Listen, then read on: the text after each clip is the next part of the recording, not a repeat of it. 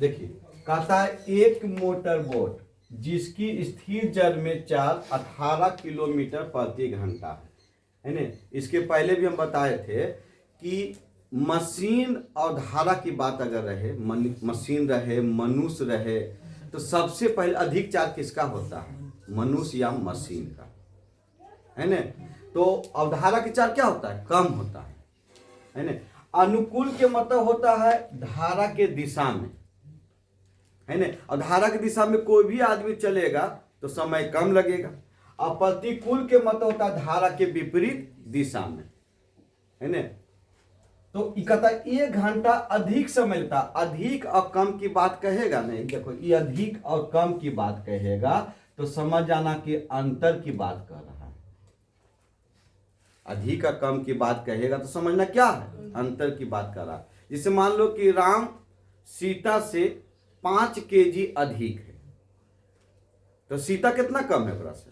5 KG. तो देखो अंतर की बात किया कि नहीं किया है? तो यहां से कहा कि धारा की चाल, तो देखो हम लेके कुल दूरी कितना दिया हुआ है, कुल दूरी कितना तय करना है उसको?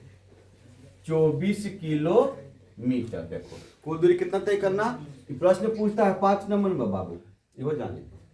कुल दूरी कितना तय करता है? 24 किलोमीटर। अब देखिए हम लोग धारा की चाल मान लेते हैं, क्योंकि धारा की चाल पूछ रहा है। तो धारा की चाल जो है इसको मानिए x किलोमीटर प्रति घंटा, x किलोमीटर प्रति घंटा। अब देखो यहां स्थिर जल में चाल इसका कितना है? बोट का देखो, तो बोट की चाल कितना दिया? बोट की चाल दिया 18 किलोमीटर प्रति घंटा, 18 किलोमीटर प्रति घंटा। अब अनुकूल में देख लेते हैं, एकदम देखो डिटेल से बनाइएगा तो कभी गलती नहीं होगा। अनुकूल, धारा के अनुकूल, धारा के अनुकूल चाल अगर देखते हैं तो देखिए हम अभी बताए पहले मशीन, तो मशीन को रखिए 18 हो गया, है ना। और अनुकूल जाएंगे तो बताए थे जोड़ना है, तो कितना हो गया? x किलोमीटर प्रति होगा ना। अब धारा के प्रतिकूल में चलते हैं, प्रतिकूल में चाल अगर हम इसको देखते हैं तो हो जाएगा 18 माइनस x किलोमीटर प्रति घंटा, ये हो जाएगा, है ना। और समय दिया हुआ है आपका, समय कितना दिया हुआ? देखो ये 1 घंटा दिया हुआ, समय दिया हुआ है 1 घंटा। तो हम लोग जानवे करते हैं कि समय बराबर क्या होता है? दूरी बटा होता है चाल। समय बराबर होता है दूरी बटा चाल होता है। तो अगर हम लोग देखें, है देखिए अब दूरी को, अब देखिए यहां समीकरण बन रहा है, दूरी कितना दिया हुआ है?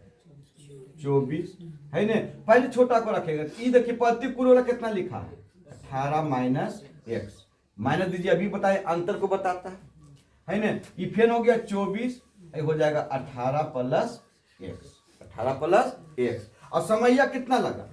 1 घंटा, यहाँ 1 दे दीजिए। समय कितना लगा? 1 घंटा। अब देखो एलसीएम इसका ले लीजिए,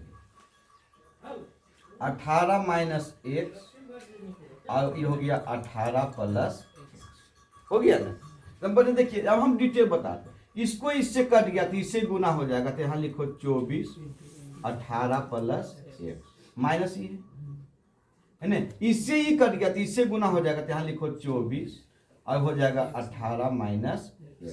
और इसके बराबर कितना है? 1। इसके बराबर कितना है? 1 है। अब देखिए हम लोग चलते हैं तो 24 18 के पहले गुना कर लीजिए, एक बार दिक्कत होगा। 8 चौक 32 के 2 बाकी 3, अब 8 2 16 और 3 कितना? 19, और ये हो गया 24। 2 9 4 13 और 2 1 3 कितना हो गया? 4। 2 और 9 4 13 और 2 1 3 1, तो ये हो जाएगा 432 और प्लस 432 x हो गया है। अब माइनस ये हो गया, देखो यहाँ माइनस पे इसको हम लोग देखेंगे तो ये हो गया 432 अब माइनस हो जाएगा, है ना। यहाँ हो जाएगा 24x, यहाँ कितना हो जाएगा? 24x। देखो 432 अब प्लस हो गया 24x, और ये माइनस हो गया 432, अब माइनस माइनस प्लस बना दिया, यहाँ कितना हो जाएगा 24x हो जाएगा, यहाँ कितना हो जाएगा 24x हो जाएगा। अब बटा है, इसके बराबर कितना है 1। गौर से देखो ई हो गया कौन चीज, ए स्क्वायर माइनस बी स्क्वायर, तो 18 का स्क्वायर कितना होता है 324, और माइनस हो जाएगा कुछ एक्स स्क्वायर होगा ना, ये माइनस बी है। अब यहां से देखो 432 है, 432 कुछ में प्लस और माइनस में हटा दो इसको एजा से, इसको जोड़ दो तो 24 दूनी 48x, अब बराबर देखो ई एक से गुना करेंगे तो यही प्राप्त होगा, ये हो जाएगा 324 माइनस एक्स स्क्वायर। अब इसको इन्हें भेज दो, सीधा करके लिखते हैं एक्स स्क्वायर, अब प्लस इसको लिखो इन्हें भेज दो, देखो माइनस में जाएगा 48x है ना, कितना एक्स हो जाएगा 48x। अब यहाँ देखो यहाँ प्लस में, यहाँ प्लस में रखो 324, अब बराबर 0 है ना, माइनस को कॉमन कर लेंगे तो क्या बचेगा एक्स स्क्वायर, अब माइनस माइनस प्लस हो जाएगा 48x, अब प्लस माइनस माइनस हो जाएगा 324 बराबर 0। अब 324 को ऐसा से हम लोग तोड़ेंगे कि यहाँ जोड़ने और घटाने पर हमको कितना हो जाए 48 हो जाए, है ना। तो देखो 324 को तुम एलसीएम 2 मतलब 16 दूनी 32, 2 आ जाएगा, 2 मतलब 8 दूनी 16 81 आ जाएगा, 3 मतलब में लिखेंगे तो ये हो जाएगा 27 हो जाएगा, है ना। और फिर इसको 3 मतलब रखेंगे तो कितना हो जाएगा 9। अब इसी को हम लोग तोड़ के देखते हैं, है ना। हमको 48 आना चाहिए, तो 9 तिया नहीं 3 तिया 9 और 9 दूनी 18 नहीं लेगा, 18 फिर 18 324 है ना।